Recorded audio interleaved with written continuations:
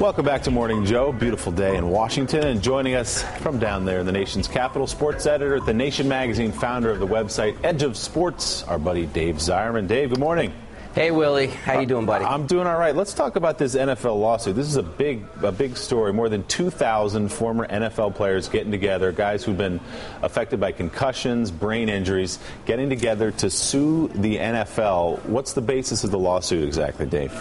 Well, the basis of the lawsuit is that the NFL and NFL doctors have had knowledge for decades that repeated concussions and repeated concussive injuries can cause problems like early onset Alzheimer's disease, ALS, Lou Gehrig's disease, and the host of maladies that a lot of former players are suffering at this point. And they're saying that if they had known the full effects and the full ramifications of what it means to play in the NFL, they might have made different decisions or seen different doctors. And the NFL is saying that's absolutely ridiculous. We know so much more now than we did even 4 or 5 years ago. And I think what keeps Roger Goodell, the NFL commissioner, up at nights is that you would have like a big tobacco type situation where a whistleblower comes forward, like a former doctor for an NFL team, and says, yes, we knew that it was a lot more than just getting your bell rung when you would be hit hard on the field, and we sent players back anyway because we wanted to make money. That's the sort of thing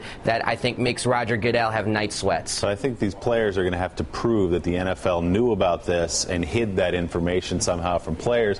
And let's be honest, it's just not the doctors and the teams forcing these guys back into the games. These are tough guys. They beg to go back in the games. They often go back in the games against doctors' orders. It seems like, although this is a huge, important issue, a tough case to prove. Well, what's so interesting is that the players have said and the lawyers have said that they want to put everything you just said on trial. The culture of violence, the culture of masculinity that so plays into being a big-time National Football League player, the way that the NFL celebrates these hard hits. Remember, the old logo for Monday Night Football used to be two helmets smashing into each other. They don't quite do that anymore. It's become as antiquated as Hank Williams Jr.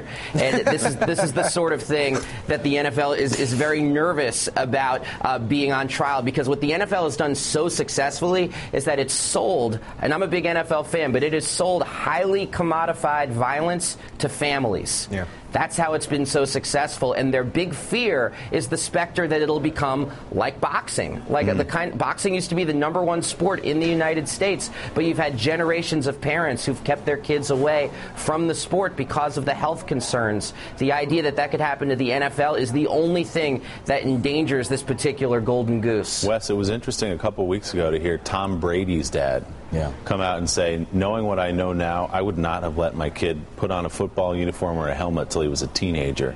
Yeah. That's a big statement from the golden boy of the NFL's father. And even, big names like Kurt Warner. I mean, and that's one of the interesting things about this lawsuit. I mean, these are not small names. These are pretty household names that are now filing suit against the NFL. And actually, and Dave, kind of along those lines, I had a question about what do you think? Have we already started seeing impacts on the collegiate level and on the high school level, both in terms of recruitment but also retention, based on a lot of this stuff that's happened so far?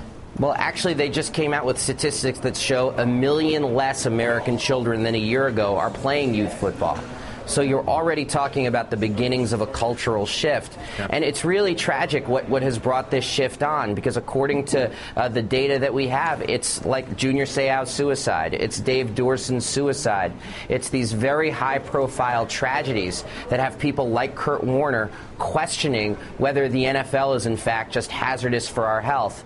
And I think what's so important about this is that you actually are starting to hear people like Rush Limbaugh try to turn this into a right-left issue.